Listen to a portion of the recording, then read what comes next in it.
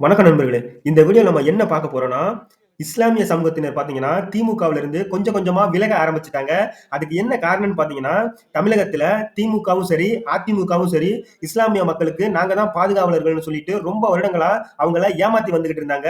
இத இன்னைக்கு கொஞ்சம் கொஞ்சமா உணர்ந்து வந்துகிட்டு இருக்காங்க இஸ்லாமிய சமூகத்தை சேர்ந்த மக்கள். அவங்க பார்த்தீங்கன்னா, தேர்தலுக்கு முன்னாடி அதிமுகவும் சரி, திமுகவும் சரி, தேர்தலுக்கு முன்னாடி ஒரு வாக்குறுதி குடுப்பாங்க. அந்த வாக்குறுதி வந்து பார்த்தீங்கன்னா, அந்த தேர்தல் வாக்கு செலுத்துற கடைசி நிமிடத்தோட முடிஞ்சு போச்சு. அதுக்கப்புறம் அத பத்தி அவங்க பேசுறதும் கிடையாது. எந்த ஒரு முன்கூட்டியே நாங்க இத பண்ணுவோம்னு சொல்லுவாங்க. ஆனா அத செய்யவே மாட்டாங்க. அதுக்கு உதாரணம் வந்து மிகப்பெரிய உதாரணமா இருக்கிறது பார்த்தீங்கன்னா, டாஸ்மார்க். இதே கனிமொழி அவர்களும் சரி, திமுக அமைச்சர்களும் சரி, ஸ்டாலின் அவர்களும் சரி, தமிழகத்தில நாங்க ஆட்சிக்கு வந்தா ஒரு சொட்டு மது கூட இருக்காது அப்படின்னு சொல்லி மிகப்பெரிய அளவுல பிரச்சாரம் பண்ணி அவங்க அன்னைக்கு வெற்றி பெற்றாங்க. ஆனா வெற்றி பெற்றதுக்கு அப்புறம் பார்த்தீங்கன்னா, அத பத்தி இன்ன வரையும் ஒரு பேச்சு கூட பேசாம ஒரு பிரஸ் மீட்ல கூட இத பத்தி கேள்வி கேட்டா பயந்து ஓடுற அளவுக்கு தான் இன்னைக்கு இருக்கு திமுகவோட நிலைமை. ரொம்ப வருடங்களா அந்த இஸ்லாமிய சமூகத்தை சேர்ந்த மக்கள் வந்து பார்த்தீங்கன்னா, எங்க ஏரியால இந்த ஒயின் ஷாப் இருக்கக்கூடாதுன்னு போராடி வந்திருக்காங்க. அதுக்காக கலெக்டரிடமும் சரி, மிகப்பெரிய அளவுல போராட்டங்கள் நடத்தியிருக்காங்க.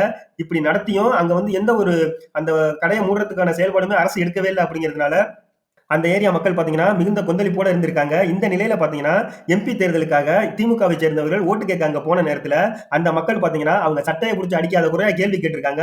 ஏன்னா, ரொம்ப நாளைக்கு முன்னாடிலாம் பார்த்தீங்கன்னா, ஒரு அரசியல் கட்சி தலைவரோ, இல்ல அரசியல் கட்சியை சேர்ந்தவர்களோ வர்றாங்கன்னா, அவங்களுக்கு ரொம்ப மரியாதை குடுத்து, மிகப்பெரிய அளவுல அவங்கள வரவேற்று தான் தமிழக மக்கள் வந்து செஞ்சுகிட்டு இருந்தாங்க. ஆனா, இப்ப பார்த்தீங்கன்னா, "நீ இத பண்ணுனா, இது ஏன் பண்ணல?" அப்படின்னு சட்டைய புடிச்சு கேள்வி கேட்கிற அளவுக்கு மக்கள் திருந்திட்டாங்கங்கிறது ஒரு மிகப்பெரிய சந்தோஷமான விஷயமா இருந்தாலும், அந்த மக்கள் என்ன பண்ணாங்க அப்படிங்கிறத இந்த வீடியோல நீங்களே பாருங்க. கரெக்டா இருக்கா? சரிங்க. இது புது லிஸ்ட் இருக்கு. சரி, ரைட். எம்பி எலெக்ஷனுக்காக லிஸ்ட் வந்திருக்கு. சரிங்க. அந்த லிஸ்ட் செக் பண்றதுக்காக நான் வந்திருக்கோம். எந்த கட்சியில இருந்து வரீங்க? டிஎம்கே வந்திருக்கீங்க. இப்போ நாங்க வந்து மதுக்கடை வேண்டாம்னு சொல்லி கிட்டத்தட்ட ஒரு வருஷ காலமா நாங்க போராடிட்டு இருக்கோம். அன்னைக்கெல்லாம் உங்க டிஎம்கே கட்சியில இருந்து யாருக்கும் உங்களுக்கு கண்ணு தெரியலையா? இப்ப இந்த வார்டு வந்து 27வது வார்டு பெண்கள் வார்டு. சரிங்களா? திமுக கவுன்சிலர் தான் நின்னது.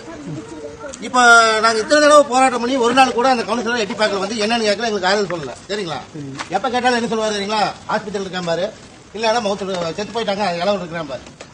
இன்னைக்கு ஏரியாக்குள்ள வந்து என்ன நடக்குது எது நடக்குது கேட்கல. அப்ப என்ன லட்சணத்துல இப்ப வந்து ஓட்டு கேட்க வரீங்க? சொல்யூஷன் பேசிக்கங்க.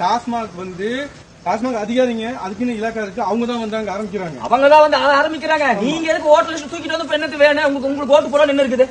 உங்களுக்கு ஓட்டு போடணும்னு என்ன இருக்குது? எங்களுடைய கேள்வி நீங்க பதில் சொல்லுங்க. ஃபர்ஸ்ட் உங்களை ஓட்டு போட்டு தான் இவர் தான் இருந்துட்டு டிஎம்கேல வாங்க நாங்க எல்லாரும் எதுவா இருந்தாலும் நாங்க பாத்துக்கோன்னு சொல்லி இந்த பாய் தான் வந்து இவர் சொன்னாரு. உண்மையா இல்லையா? ஒரு நிமிஷம் நாங்க சொல்றேன் நீங்க கேளுங்க. நீங்க உண்மையா இல்லையா?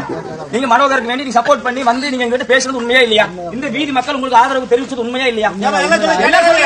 உண்மையா இல்லையா? உண்மைதானே? அப்போ நாங்க வந்து ஒரு வருஷ காலமா உங்ககிட்ட சொல்லி பிரசிடண்ட் கிட்ட போனோம், கலெக்டர் ஆபீஸ் போனோம், எத்தனை தடவை நம்ம போயிருக்கோம். இன்ன வரைக்கும் நீங்க ஒரு மது கடைக்கு நீங்க இன்ன வரைக்கும் ஒரு முடிவு எடுத்து சொல்லுங்க. என்ன சொல்லுங்க? இங்க வந்து கடை வந்து டாஸ்மாக் அதிகாரிக்கு தான் இங்க இடத்த செலக்ட் பண்ணி பண்ணிருக்காங்க. சொல்ற கேளுங்க. இங்க இருக்க நகர செயலாளரோ இல்ல நகராட்சி தலைவரோ இல்ல மாவட்ட செயலாளரோ இல்ல அமைச்சர் செந்தில் பாலாஜியோ இல்ல நம்ம முதலமைச்சர் இருக்காரு திமுக தலைவர் முதலமைச்சர் அவருக்கும் இந்த நியூஸ் போவே கிடையாது. அவங்களுக்கு தெரியாது. வேண்டாமா? மக்கள் வந்து இந்த மாதிரி இருக்கிறாங்க. பொதுமக்கள் பள்ளிக்கூடம் போறாங்க வர்றாங்க. சாயந்தரமே எனக்கு வந்து இந்த மாதிரி வாட்ஸ்அப்ல எனக்கு ஒரு மெசேஜ் வந்துச்சு. இன்னைக்கு சாயந்தரம் வந்துருக்கீங்களா? எனக்கு